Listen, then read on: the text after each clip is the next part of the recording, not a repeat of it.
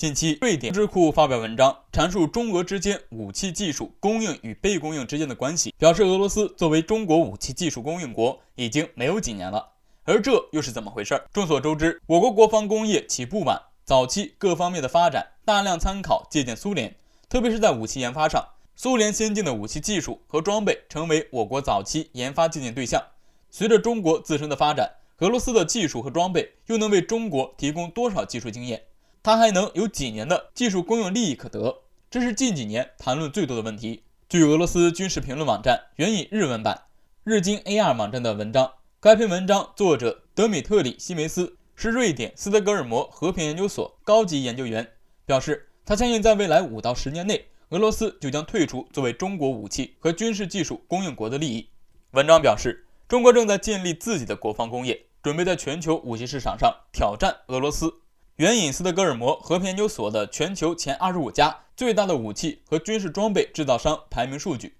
该数据显示，中国有4家首次进入该榜单，有3家进入前10名，并占据全球武器市场16%的市场份额。相反，俄罗斯只有2家俄罗斯军火公司占据市场份额4%。现在，中国在全球军火市场上的份额占比越来越大，由早期的进口大于内部供给，到现在的自给自足并对外出口。占据全球市场份额，中国制造也正在逐渐成为技术和质量的代名词。这代表着俄罗斯能向中国提供的技术和装备支持越来越少，获得利益也就越来越小，直至俄罗斯完全退出中国军火市场。俄罗斯网友也是相当复杂，当中国放弃对俄罗斯技术的需求，对中国国防发展弯道超车的羡慕嫉妒，虽然很酸，但部分俄罗斯网友还是不得不承认，中国已经在很多国防技术上超过俄罗斯。甚至有夸张的网友表示，中国已经超过99%。在这一方面，体现在中俄双方在先进战机上的研发。中国的第5代隐形战斗机歼20先于俄罗斯苏57服役。俄官员曾表示，目前中国对出口的战机中，最新的苏35是中国空军服役型号数量只有25架。即使俄罗斯愿意转让技术授权生产，中国也对苏35缺乏兴趣。这一切的根本原因在于，中国在军用航空领域的发展已经超过俄罗斯。如果俄罗斯战机相比较中国战机最大的优势之处，仔细想想，那只能是高品质的航空发动机。最后，在发动机这一方面，中国正在加紧发力，一旦取得重大突破，失去发动机优势的俄罗斯军火装备在中国军火市场的占比份额一定会大幅度跳水。毕竟让中国感兴趣的俄罗斯武器技术已经不多了。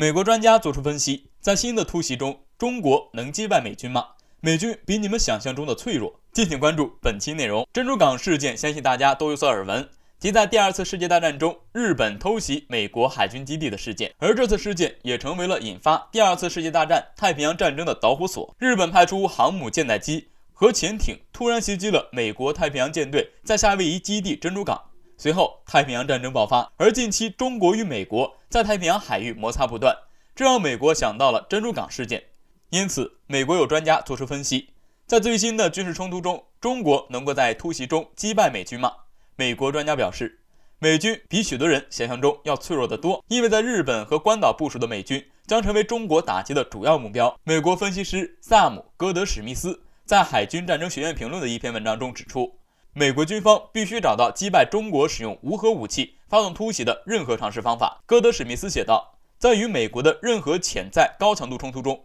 中国可能会打算只使用常规武器，特别是考虑到中国已拥有一系列致命的远程常规战略打击选择。戈德史密斯表示，在美国的常规通行策略中，想要打击中国强大的常规先发能力，先发制人是美国获胜的重要关键。戈德史密斯解释说，万一在有争议的太平洋领土上与美国发生战争，中国军队可能会试图首先消灭在日本和关岛以及海上的前哨美军。戈德史密斯补充说，接下来中国人民解放军将袭击向西前往太平洋战区的美国增援部队。戈德史密斯建议，美军应该考虑采用常规的策略，该策略专门用于平衡解放军的反干预能力，目的是为美军提供增援的能力，以阻止解放军的常规打击，并在必要时降低远程常规打击部队的解放军能力，以方便后续美军进入。戈德史密斯提议，为了削弱中国的优势，五角大楼应该奉行海上压力军事战略，其中包括新的由内而外的国防作战概念，海上压力战略的目的是说服中国领导人，试图在西太平洋进行军事侵略将失败，从而阻止他们进行尝试。但是如果美国真的越过底线，他们以为中国真的会如此简单被说服。不过一旦冲突开始，那么日本的基地确实会被首先端掉，其次当然就是切断后援。如此一来，那美国的珍珠港可就真的保不住了。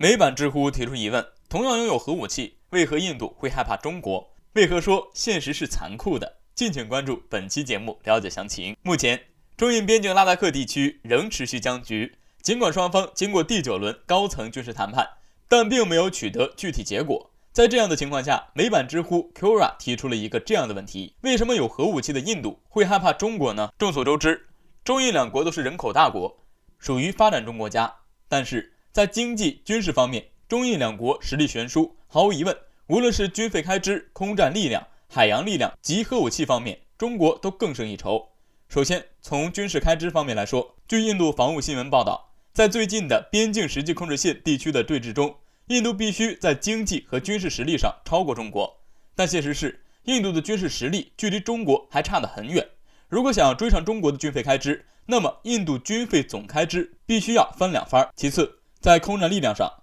中国空军拥有现代最先进的第5代战斗机。虽然自去年中印边境冲突以来，印度空军试图加大空中力量与法国生成订单及引进36架阵风战斗机，但3代半战机始终不是我国第5代战机歼20的对手，甚至与我国同级别的歼10C 相比，阵风在航电系统方面落后歼10C整整1代。再者，中印两国的海军力量更是不可比拟，可以说印度海军惨遭碾压。一方面，中国海军现役的人员超过印度海军的3倍，另一方面，我国海军拥有70多艘潜艇，而印度海军连20艘都没有。最后，在核武器方面，中国也占绝对优势。一直以来，核武器无疑是一个国家最具有威慑力的武器。值得注意的是，我国东风快递使命必达这个说法并不只是说说而已，尤其是我国东风17高超音速弹道导弹，即使作为世界霸主的美国也非常忌惮这样一款武器。综上所述，即使印度也拥有核武器，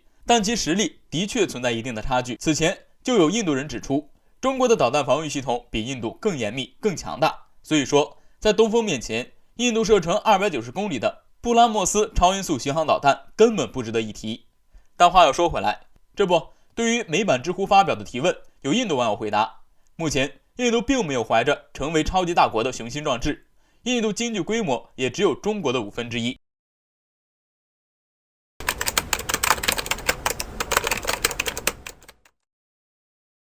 军犬虽说在大规模作战任务中并不能起到很大的作用，但是在小规模冲突或者清扫战场中却能起到相当大的作用，所以军犬在中国军队的地位是很高的。而近日媒体更是曝光了一件关于中华神犬哮天犬的一件高科技新装备，这回印军可要小心了。日前在新疆军区铁力克提边防连借助戏剧化装备开展了士兵演练，其中边防巡逻军犬白云可是出尽了风头，搭配一身高科技装备，不仅帅气逼人，更是实力爆棚。借助远程指挥系统，白云根据目标留下的气味快速进行追踪，在引导员的指挥下迅速找到目标，并且实施扑咬，让敌人无处可逃，只能束手就擒。这是一条主攻巡逻的边防军犬，一般和官兵一起巡逻，不仅有效地提高了官兵们的巡逻效率，更是给官兵们减轻了布防时的管控压力。如今更是给巡逻军犬配备上了高科技远程指挥系统，让官兵们能够更好地和军犬进行合作，让一些小小之辈几乎再没有逃脱的机会。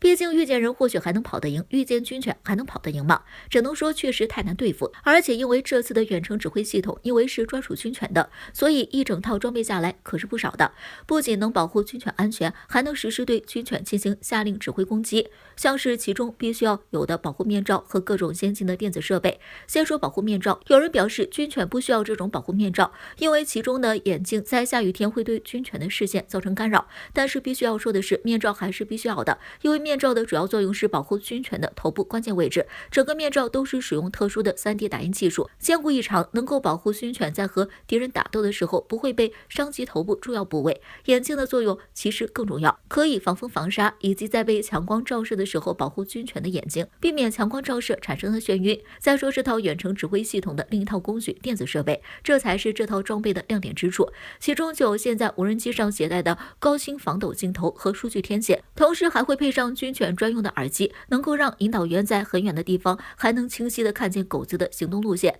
并且实时给予指挥口令。边境是一国安定最重要的地方之一，因为与其他国家交界的地方情况就更为复杂，很多时候是人力所不及的，所以现在边防中就开始引进更多的现代化信息设备，比如什么装甲的巡逻车、侦察无人机之类的。但是这些终归是有一些时候还是有些不方便，而从这个时候，狗子依靠嗅觉追踪目标的能力就十分突出，在跟踪目标时完全可以悄无声息给目标来一个措手不及。就比如说，有人一旦擅闯边境线，被无人机监视发现之后，就可以立刻出动狗子进行追踪，准保让他有来无回。